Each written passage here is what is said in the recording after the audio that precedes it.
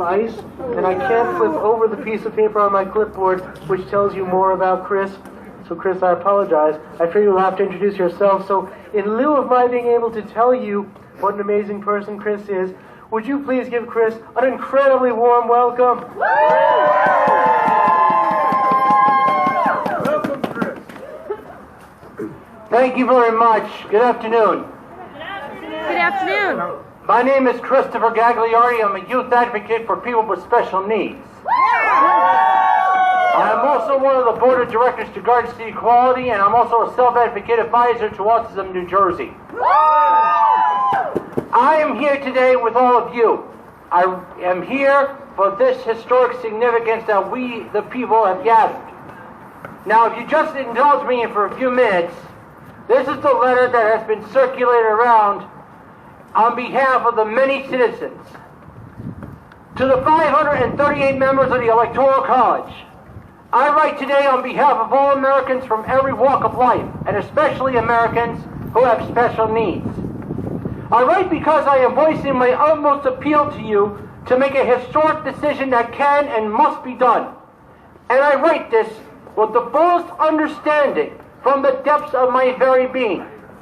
I just recently turned 36 years old, and I am a 36-year-old male, loving life to the fullest, enjoying everything that makes America a place that I love very much. But 36 years ago, I wasn't always like this. 36 years ago, I was born with a challenge called infantile autism. At that time, no one understood really autism, and my frequent tantrums, and my aloof effect, and my inability to speak baffled the people around me. I felt like a caged animal, frustrated because I lacked the ability to explain my thoughts and my feelings, and simultaneously oblivious to the fact I was unable to communicate. Autism can be a lonely, and especially early on. I knew I was the only one who knew how hard it was to be autistic because I lived it and felt that no one could understand me or my experience. My hometown didn't have the correct special education programs at the time for autistic or other special needs citizens. So I was always bussed out to other public schools in neighboring school districts, which presented its own challenges. Among them was transitioning from a home and small town environment to a new and larger environment and school system.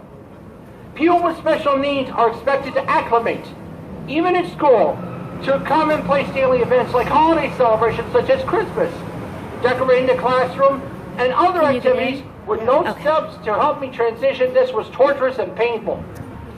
Then, of course, there is the horrific and painful reality of bullying. I was called names, such as retarded, and subject to physical violence. But my language abilities were not yet available to me, and I didn't have the capacity to tell my mother, who sacrificed so much for me, what was going on.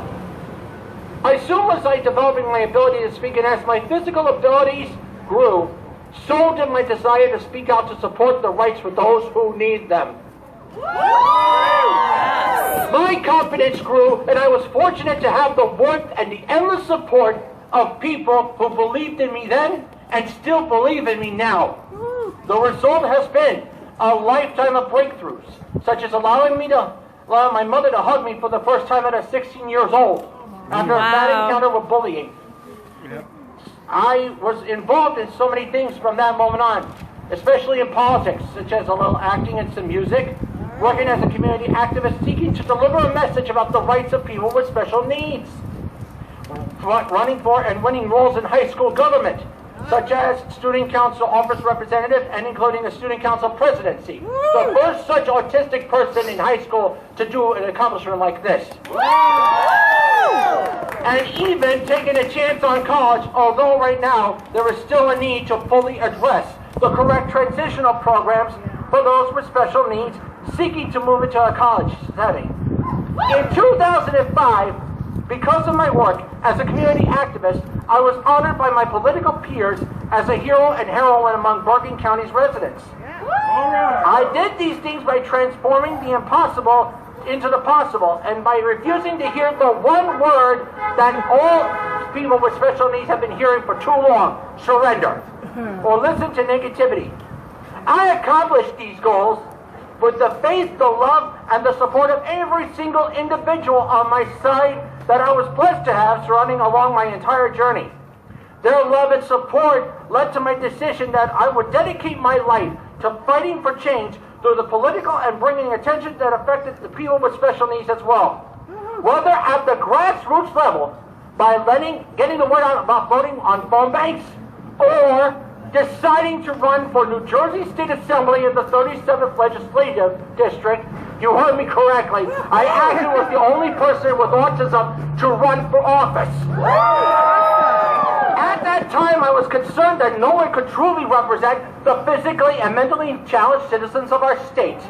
I educated myself on how to get on the ballot, took a train down here with my petition, and filed it. My platform is still simple. I am and still am for change in this country, a country I love so deeply. Yes. My attempt as a run for elected office got attention in media outlets, and the story reached as far as the northwestern United States. In the summer of 2009, I actually won 15% of the vote. My opponents were so impressed that they appointed me the first special needs outreach advocate. We were able to get 2 pieces of legislation passed.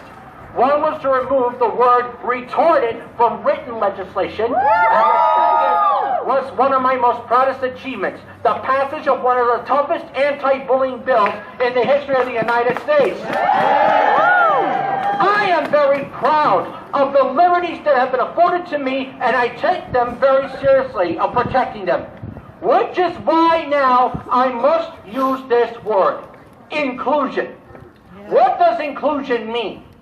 Inclusion means to eradicate the exclusion of physically and mentally challenged people who cannot enjoy a normal life in school or society. That is totally wrong.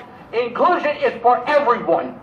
In my life, whenever I had doubts about my abilities or felt like I had failed, my dear friend and my mentor, my teacher, Peter Noonan, always told me these words: you create your own destiny. This leads me to the point of my letter and why this important election affected not just me, but millions of people of special needs in this country. Can you hear me okay? Yes. Can the people on Facebook Live see me and hear me loud and clear? We're getting love. All right. I was absolutely in disgusted shock when I watched Donald J. Trump mock a reporter with special needs. And I was angered by this. One of his campaign stops in the 2016 presidential election. When you attack and mock someone with special needs, it is not only a violation of their rights, but every single citizen with special needs and their families, period. Yes. I cannot and will not allow such a travesty of injustice to be done. Not to those who have struggled with special needs day after day, but also to women, the LGBT community, every citizen and citizen of faith, nationality, and creed. They all should be given the same historic blessings and opportunities that this nation has given to me. This election provided those citizens with a candidate who encompassed courage, compassion, grace, dignity, and more throughout her entire life. And I am talking about that person named Hillary Clinton. And that is not above and beyond the call of duty in fighting for every single individual's God-given potential. Hillary Clinton has been on the front line since her early days from the Children's Defense Fund, fighting for the children and families in her role as First Lady of Arkansas, then fighting to make health care affordable as the First Lady of this great country, and as the Senator of New York, she fought for first responders of 9/11, and as the Secretary of State, she stood up for human rights across the globe. Time after time after time again, she has proven herself to be the most qualified candidate to run for the presidency maybe ever. Yes. She possesses the strength to make a difference in this world and to build a future for the next generation. And that is something I strongly believe in. A future for the next generation, free to get an education and peace without being bullied because of religion, because of gender, because of sexual orientation. A future for women to be paid the same salaries for the same work as their male counterparts. A future future. No, and Donald Trump, though, on the other hand, does not represent America. The No. only thing that he represents is the almighty dollar. And when he looks at it, his supporters and his constituents, all he sees is money in his pocket. The hardships and the struggles that people have endured for so long in silence due to bullying, because of the traits that we were born with, should not hold us back from what we can achieve and contribute to social progress. And I declare with a roar, I am a human being and my life has value. Yes. My freedom I do not take lightly. All that my mom and I fought for is something we cherish deeply, and yet he does not see us as American citizens trying to show the world that people with special needs can do and accomplish greatness. It is the fear that Donald Trump used to make us feel small, unappreciated, and worse. But Hillary Clinton saw us as people with special needs, women who fought very hard to have their voices heard for so many centuries, the multi-faced citizens of the great planet. Believe it or not, one of my influences, Ronald Reagan, in his most famous speech, A Time for Choosing, made the most declarative cry when he said, we all have a destiny. But he was correct. Members of the Electoral College, I want you to consider this when you cast your votes today for the presidency of the United States. Ask yourself, do I want a president who has abused, dishonored, mistreated, mocked, and harassed many people because of gender, special needs, religion, and race? No. I want a president who look up to when he writes off sexual assault as locker room talk? No. Do I want a president who cares only about building a wall to isolate and deny those who seek the American dream? No. Do I want a president who wants to lead our country down a dark path of bigotry, hate, and distrust? No. Do I want a president who has the temperament of a 2-year-old? No. Or do I want a president who will embrace all people and give every single person a chance to live and dream big, to inspire change, to be included no matter what their gender, religion, or orientation? Yes.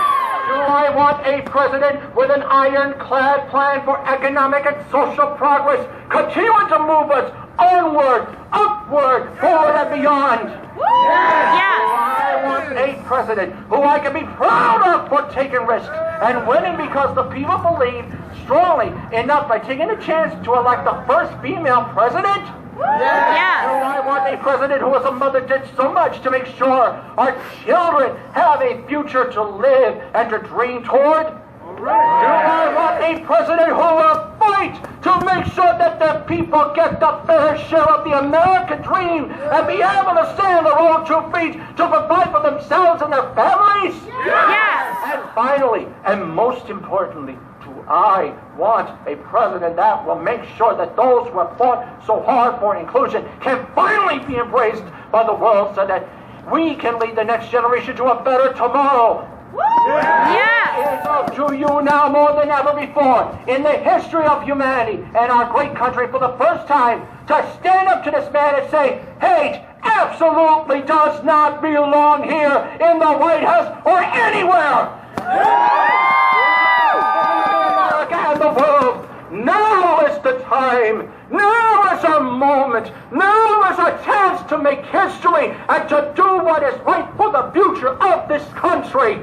I pray from my heart and my soul and ask from my heart on behalf of we, the people, that you hear the cries of love, trumps, hate, and good can win over evil, and finally declare we reject demagogues like Donald Trump.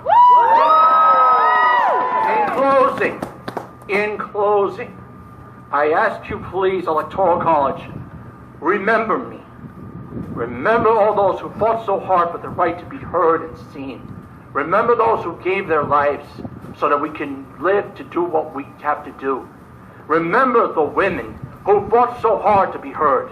And most importantly, please, please, please, for the sake of people who seek the dream of equality, justice, love, compassion, and for the great heroes who sacrificed everything for us to live in peace and in freedom, be whatever we want to be. Remember the people when you cast your votes today for the presidency.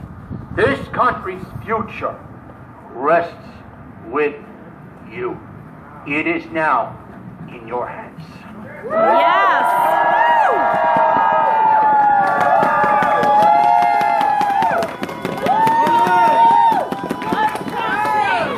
Love trumps hate! Love trumps hate! Love trumps hate! Love trumps hate! Love trumps hate! Love trumps hate! Love trumps hate! Love trumps hate! Love trumps hate! Love trumps hate! Love trumps hate! Love trumps hate! Love trumps hate! Love trumps hate! Love trumps hate! Love trumps hate! Whoa. Okay, for the first time in what seems like hours, I actually feel warm again. Friends, I have no words. I'm just going to say, I think we need one more round of applause for that man right there.